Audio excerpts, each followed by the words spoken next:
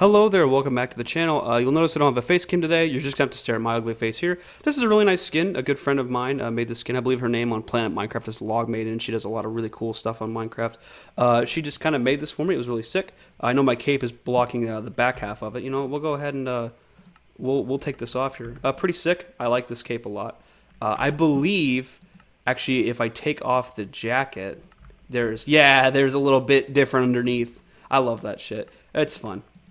Anyway, but today we're going to be going into my my Minecraft server. This has been an ongoing project for a while. I've been working on it for, well, basically what you need to know is that I have tried to do this many different times, and I've tried to do different ideas similar to this many different times. So today's video is going to focus on the entire server, everything as a whole. We're going to go through the basics of everything. Mechanics, biomes, dungeons, everything. We're going to go through everything.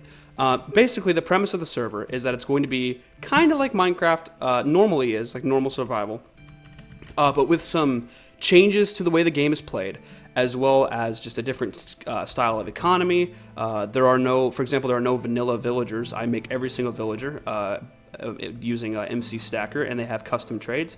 The biggest change from vanilla Minecraft to the server is that natural regen is not turned on.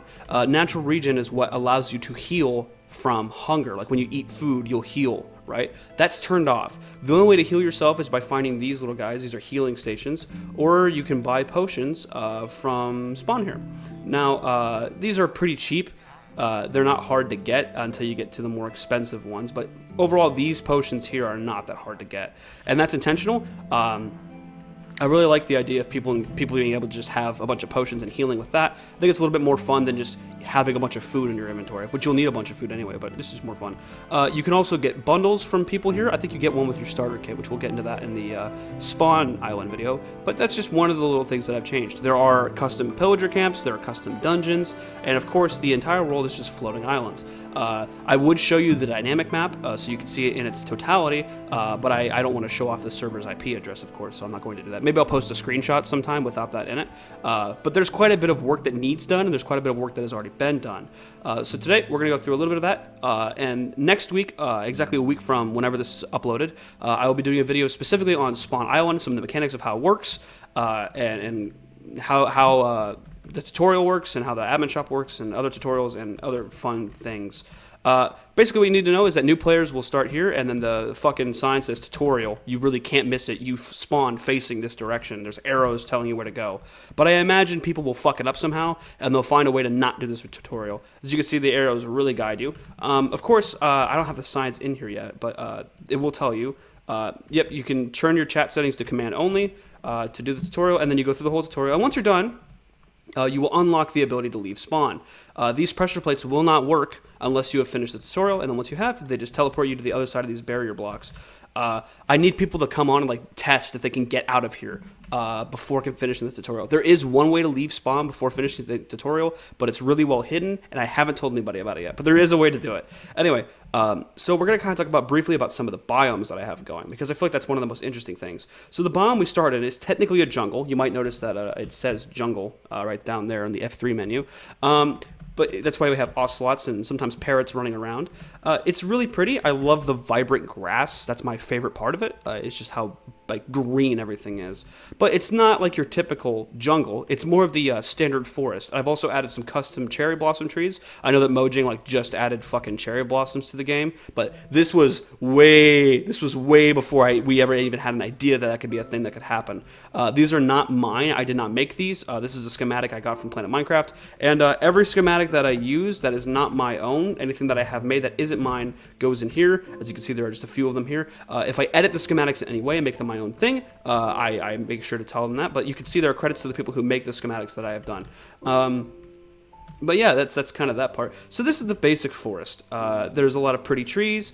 Of course, there's just a lot of bees hanging around, and otherwise, I just think it's a very pretty biome to hang out in. This is supposed to be the simple, the easy to understand kind of biome. Nothing too crazy going on. Now, if we move a little bit north, really not far north at all, we get this biome. This is the floating meadows biome. This has a lot of azalea trees, large oak trees, and just normal oak trees. There are no birch trees in this biome, I think, for the most part. I don't think there's any birch that I've planted.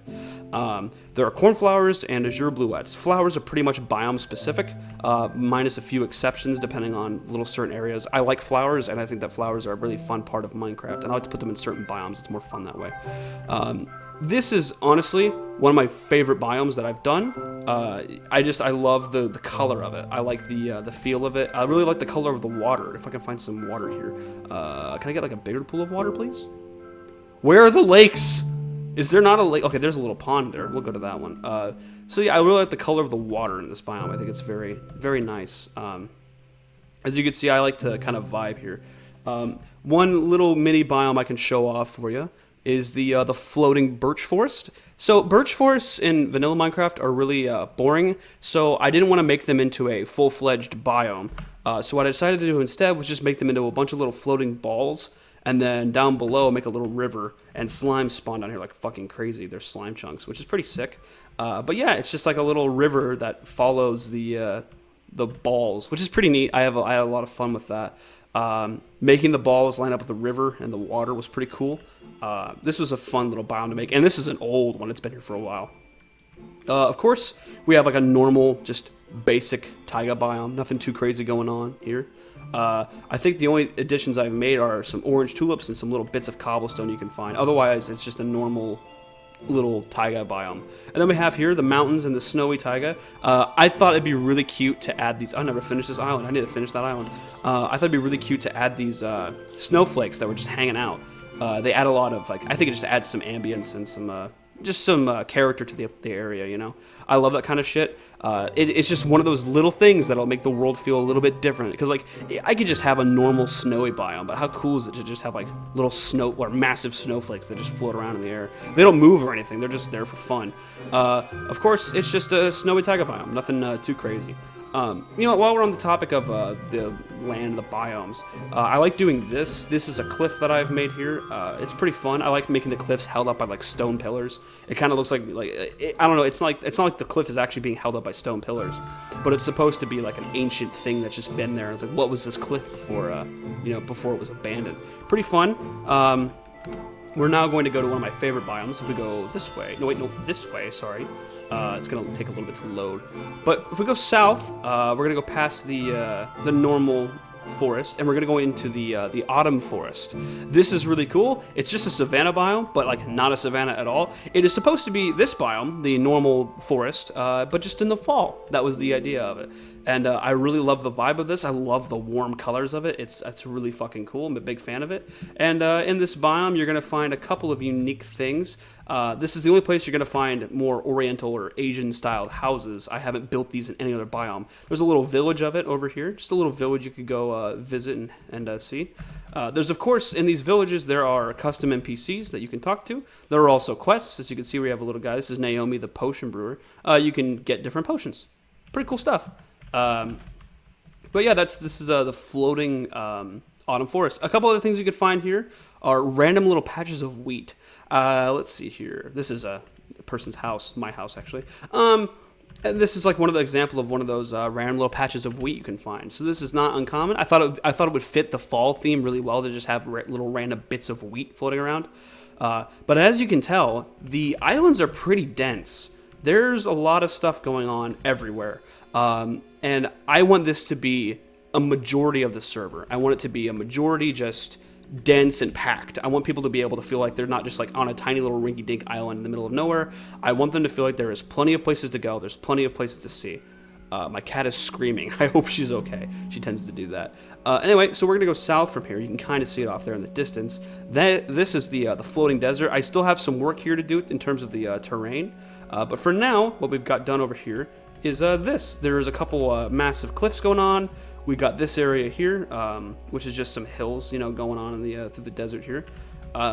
Nothing too crazy. We got a little oasis going on, and there's a pillager that has been captured and turned upside down.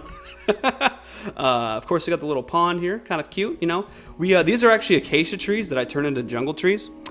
because I don't like acacia wood, and there is no acacia wood in the server. Well, there is one spot where you can get acacia, but you actually can't get to it, so I'm lying to you. Okay, so this down here is one of 2 examples that I have on the server so far of the floating ocean biome. There are going to be multiple of these hanging around. It's supposed to kind of resemble a cloud. Kind of, vaguely, not the greatest looking cloud. I may go into my test world and start making different designs for a cloud. But this is it so far. I thought it'd be really cool if I pulled inspiration from Terraria, however you want to pronounce it, and just have like floating lakes in the sky. As you can see, this one is it's a warm ocean, and it does spawn fish and whatnot. Unfortunately, it has to be at Y level 62, so it's just kind of like down here while everything else is like really high up. Not the greatest looking, but it's still there. And then over here, you're probably wondering what the fuck all this is. This is pretty intense stuff. This is the tilted badlands, as I call it. As you can see, a lot of these islands are kind of tilted a little bit. These massive stone pillars are tilted. There's a lot of stuff going on here. This is going to be the primary place to mine. It's not like dangerous or anything. It's just that it's kind of difficult to get around in. There's of course a little ruined village with one house that's not totally ruined yet. But as you can see, there are plenty of bits of deep slate and stone. You might find ores. There's some ores over there. You can see them just out in plain sight. It's just the best place to mine as of right now. This is a pretty cool spot. I like being in here. I imagine you can buy elytra. They're just extremely expensive, and I imagine whenever people do get their hands on it, this will probably be the place to go. We'll probably have like elytra races around here. That'd be pretty fun. But it's not just these tall pillars. You can find little itty bitty guys like this hanging around, and it's fun. It's a cool little addition. Oh, there's a really tilted island. Wow, that one's really tipped over. I think it's fun. It almost gives the eye like the feeling that everything's like falling over, and that's not really the case. It's just how it is. You can also find in here some amethyst geodes. They're pretty much the same thing as these pillars, but they're just purple and covered in amethyst calcite and basalt. And then we go past this biome. I'm lagging a little bit. Is this biome? I don't have a name for this biome. But what you need to know is that it's the dark and scary and mysterious biome. I don't want to go too deep in there. I don't want to show off too much of what's in here. Just know this is where I had a little bit too much fun with making stuff. You can kind of see it's still tilted Badlands a little bit, but that's not the same as this. It's not anymore. It's a little different. So the roof of this place, I had this idea a long time ago. It's like, how fucking cool would it be to have a floating island world where there's like a massive roof and it's almost like a storm cloud. This is a bad looking storm cloud. However, it's pretty good, I think, for what I could do. But yeah, you can kind of see there's a lot of weird, wacky stuff going on here. What's that in there? It's fun. I have a lot of fun with it. There's maybe 1 or 2 more biomes I could show off to you while I'm still here. We're going to kind of skip around, though. We're going to get to them. There is, of course, a mushroom biome. There's going to be like a mesa biome. There's going to be jungles, swamps. Oh, there is a swamp. I didn't show off the swamp. We'll go back to the swamp here in a minute. And then we're going to talk a little bit more about some ruins. If we go past here just to the north, I just started this biome, so of course I want to show it off. This is, of course, the floating mega taiga biome, or I guess they call it the old growth spruce forest or pine forest, or whatever. This is it. This is a pretty fun biome. I really like this island in particular. This island has a lot of like hills and a lot of just different like levels. Some of the islands are a little bit flat, so having an island that doesn't feel as flat is pretty sick. Like this one doesn't feel totally flat. This one's got like hills everywhere. It's got a little pond back here that I put some tadpoles in. I wonder if they're still here. Are there still tadpoles in here? I don't see them. No! Fuck, they're gone. That sucks. Is there still... Yeah, there's still frog spawn. That's cute. But yeah, there's still... It's cute. I like having it. That's the last biome I'm probably going to show off for now. I don't want to show off too much of everything going on.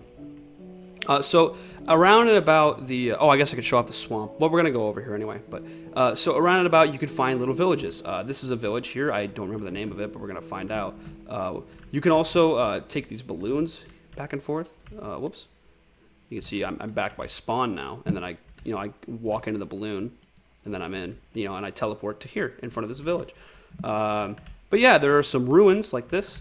There are towns like this. This is Skytail Village, like Hightail, like the game, whatever. But yeah, these are just little villages that I have made. I don't think they're too special. I like them. They're cute. I like giving a little vibe. For me, one of the most important things is always vibe. Does it feel like this is just a place, or does it feel like it's kind of a mess? And to me, this is a vibe. This is like a little town center. There's little stalls and barrels and just a good little place to walk around. When it's all said and done, I will probably put beds in these houses or these buildings and then have nitwits spawn, so they'll just walk around town and do nothing. I will not let the custom NPCs outside because I fear that they will die. But yeah, you can see here there's like a lumber mill kind of thing going on here. Pretty cool stuff. There's a little saw in there. But you can see they've been chopping down the trees. And we have another example of a floating ocean here. I think this one's just like a normal ocean, I think. What is it? Oh, it's lukewarm. Sorry, my bad. Makes sense where it's at. And of course we have the swamp. Nothing too crazy. You know, just a kind of a floating swamp. There are a few custom trees. Like there's a couple willow trees right there. There's one there. There's one up there, I think, somewhere. And then, of course, we have the mangrove swamp. This one was fun to make. These take me a long time to make these islands because I have to do the mud, and then I have to do the deep slate, and then I have to do the stone. I think the deep slate makes it look really cool. It kind of adds like a buffer layer between the stone and the mud. But overall, I really, really like this biome. The islands on this biome are probably going to have a lot of holes in them like this. There might be a few exceptions to that rule, like this one's pretty small. I haven't done much here, but this is the biome I've probably done the least because it takes a lot of time to do it. Pretty much the biomes that take the most amount of time I'm kind of reluctant to do. They just kind of intimidate me, and there's a lot of work that needs to be done in them, so I'm kind of like, I don't know. Anyway, but so that's the biomes, right? So let's talk about some more of the features. Of course, I've briefly mentioned some of the NPCs that you could find, as well as custom dungeons. But let's kind of get into that a little bit more. So here's this village here, and right behind it is a custom pillager tower. I built this one. I have a few other ideas as to what I want to do for pillager camps. They will not just be towers. They will be like actual fortresses, just little camps that you can run into, as well as other things. This is going to be, of course, your way to get LAs. We're going to go ahead and actually walk in here. Funny enough, we're just going to go right on in. There, of course, are just normal pillagers hanging out. They don't even have weapons. It's just hanging out. These guys have weapons, though, and some of them do have weapons. There's, of course, you might have noticed the illusioner hanging out in here. This is kind of the boss of the tower. I thought it'd be fun to actually put the illusioner in the game. That'd be fun because Mojang, for some reason, has not added it in. I do not understand why. But anyway, here's the top of the tower. There are chests hidden around. You can get stuff. There's a diamond. Oh, that's another thing. I completely forgot to mention this. There is no diamond ore anywhere. You cannot get diamond ore. It does not exist. The only way to get diamond ore, to get diamonds, is going through dungeons, going through pillager towers, and that's about it. You might randomly find a diamond somewhere else. But yeah, this is a pillager tower. This is just one of the examples of one of the things you can find out in the wild. Another thing you will find everywhere, I just mean everywhere, like you'll find these little guys just sprinkled everywhere, are ruins, just little houses or things like this, like a bridge that's been, oh Jesus, or just a bridge that's been kind of rained up. But you can find little houses like this one that are just kind of left to rot. Actually, hold on, my bad, I goofed here. We need to put a banner in here. We'll explain what the banners do when I go over the spawn island. But you'll find little ruins like that, just all over the place, all over the world. These ruins have a lore emphasis, and maybe we'll do a whole episode on the lore of it. That'd be kind of fun. I might record that sometime soon. But I'm going to go through what is the biggest ruin that I've made so far, and that is this temple. This temple belonged to a cult, more or less, or a secret society that existed a long time ago. And there's going to be some books in here that kind of are some of their writings, some of the things they wrote about that just have never been touched. But as you can see, this is pretty cool. I had so much fun making this. This took me a while to do. It was a kind of a long build. It's not huge. It's pretty big, but it's not like massive, right? However, the vibe of it, that's the thing I care about the most. I've said it over and over. I care about the vibe, man. You know, being able to just go to a place and feel like it's something that's just interesting to be in. That's really cool. And there is some things that, I gotta go over so many different mechanics. Holy crap, I'm just remembering so many things that I have planned.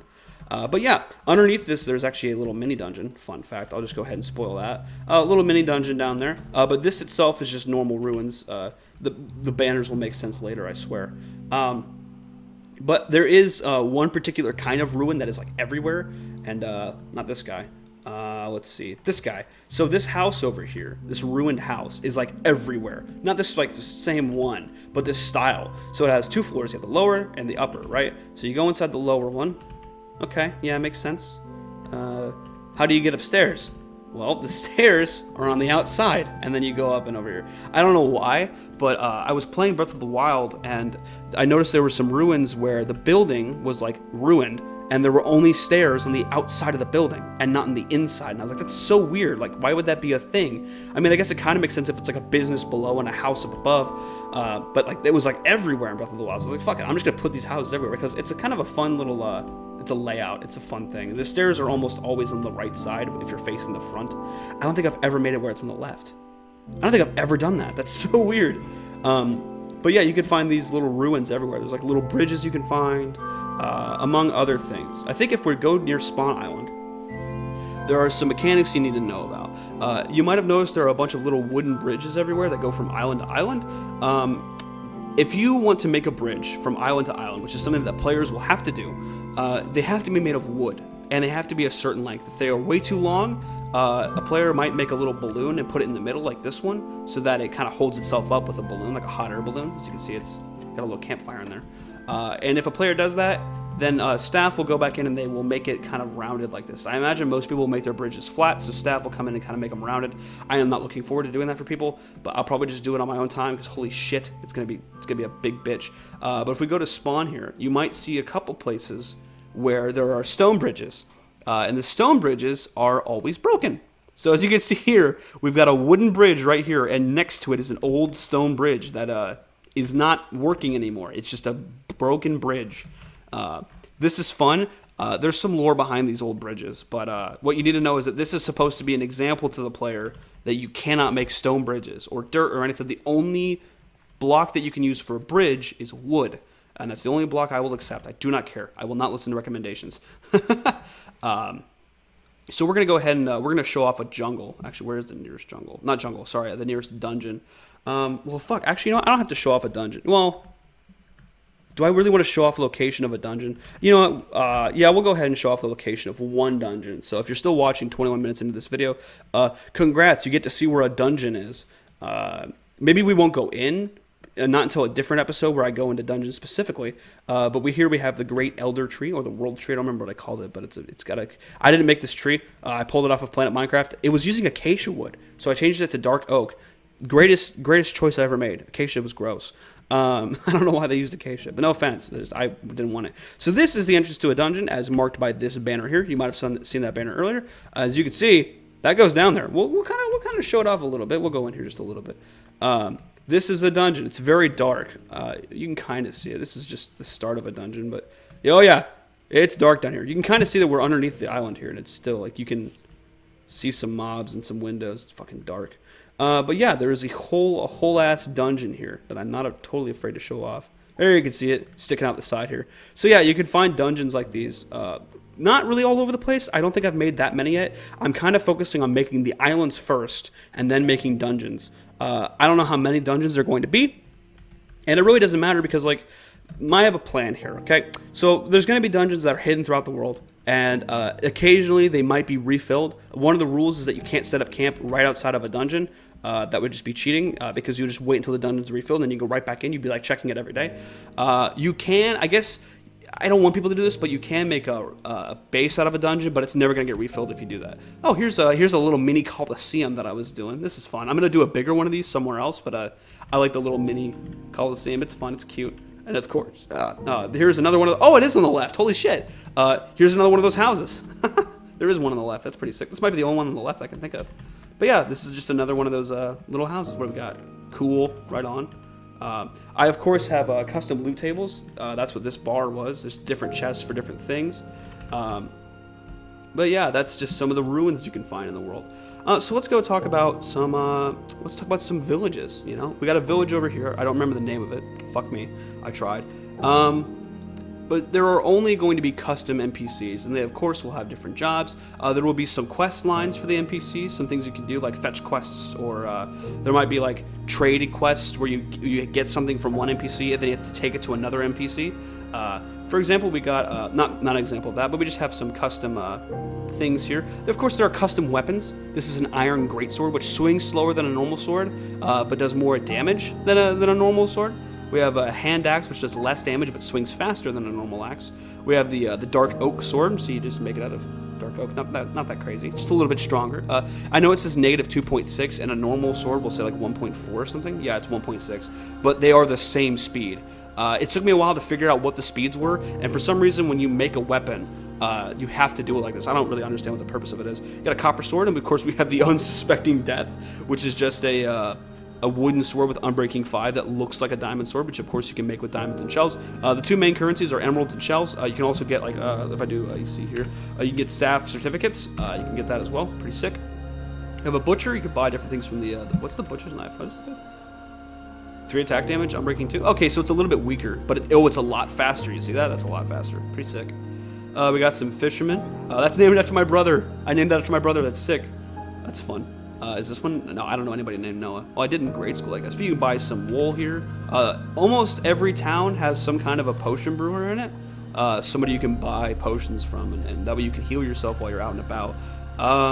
This guy sells a strange speed potion. He sells saving grace too. Ha! I gotta edit this guy. Aaron the apothecary needs some updates to his fucking potions here. There's a better version of this in Spawn, and I think it's a well, you know what? The one in Spawn's more expensive, so we're gonna leave his, actually. I think we're gonna leave that. But this house has like a little basement in it, you know? Cute. There is no nether wart, and these potions are not awkward potions. They are uncraftable potions. So guess what, folks? You're not making your own potions. Get fucked. The nether isn't open either, so suck it. This is the mayor's house. If you do a quest for the mayor, you can bring him a full stack of red, green, blue, and yellow wool, which isn't hard to do. I might have to update that quest because you can literally just buy it right fucking here. Once you do that, he will add some decorations around the town, and then there will be an inn. I don't know where the inn's gonna go, but there's gonna be an inn somewhere. I might have to like see where the region is in the town, but I think, God, I don't know where I'm gonna put the inn. I might just attach the inn to his house right here, just like stick it on there and kind of move out. Well, actually, wait. Can I see where the village start? Where does the village start? Wait. Okay, wait. Where does the village stop? I'm gonna go. Oh, wait. I gotta figure. Hold on. I'm sorry. I'm detour. Where does the village stop? Okay, so cool. I definitely have room here to make it. Cool. But yeah. Oh, we gotta show off one more little ruin. There's a little guy back here. This little house. Little ruined house in the middle of nowhere. I just think it's fun to do little shit like this. You can really tell the age of ruins depending on what it's made of, right? So like this is like a wooden house. It's still standing. These ruins aren't that old. But something like, I don't know, something made of stone has been there for a lot longer and it's still standing, right? Just kind of a fun little fact, a little treat. In terms of what else to show off, let's see. I don't really know what else to show off. I think we've actually hit a pretty good sort of covering the basics of the biomes and covering some of the mechanics. The server will have, before I go, I'll cover a few more basic mechanics. The server will have a fast travel system that will be reliant on players. Players can come in here and they can learn all about the fast travel system through here. And basically, players can build their own airships, kind of modeled after these or modeled after that big guy over there. And depending on the size of the airship and how many engines you buy from this guy, we'll get more into that in a different episode. It can go a certain distance and it can go to a certain amount of locations, right? So, for example, this is a medium-sized ship with 2 engines, and this is a medium-sized ship with, I think, 3 engines, right? Yep. So you can buy engines. This needs to be, oh shit, this needs to be like this. This looks a little bit goofy. But yeah, so you could build different airships, and people can use your airships, and you can set up basically like a fast travel system for everybody in the server to use. There's a lot more to it than that, but that's the way it is right now. So that'll be a pretty important system once the server gets up and going. But yeah, I think that's pretty much the basics of the server. In terms of PvP or anything, I think I don't allow PvP for the most part. No, I think PvP is allowed, but if you repeatedly kill somebody, it's considered harassment, and I don't want that. The server's not really meant to be competitive. It's much more meant to be like peaceful and calm. It's going to have some interactive parts, not too crazy. But for example, if you want to build your own village with villagers in it, if you do that by taking some ruins and fixing up some ruins, for example, like let's say if somebody decided to fix up this broken down church here, and maybe add some stuff to the area. If somebody wanted to fix this up, what I might do is something I call a care package, where there's like a little wooden platform and a tiny little balloon connected to it, and there will be like a few chests on it with some goods in it. So this will be done at my discretion. I'll just do it randomly whenever I feel like somebody's done something kind of cool. I will not let people just go, hey, can I get a care package for me building this and that? I'll be like, no, fuck you, just because you asked. But I am prepared for like little kids to be on here. When the server goes public, with quotation marks, it will be whitelisted. I will make people apply for it, because I want it to be a community where it's mature. I want it to be adults. I'm not gonna like ask for like ID or anything. I'm just gonna ask for birth date. And then I'm not gonna specify what age, because I say adults, but I don't technically mean adults. I'm not gonna specify how old you have to be, but basically, if you're not old enough, you're not getting on the server. I'm going to discriminate by age. I'm also going to discriminate based on like your past history or like the vibe you give off. I want it to be an overwhelmingly positive community to the best of my ability, and I'm gonna have to deal with the ramifications of dealing with people. People suck. Anyway, yeah, that's what you need to know about the server. So thank you guys so much for watching the video, and I guess I'll see you guys in the next one. Yeah, goodbye.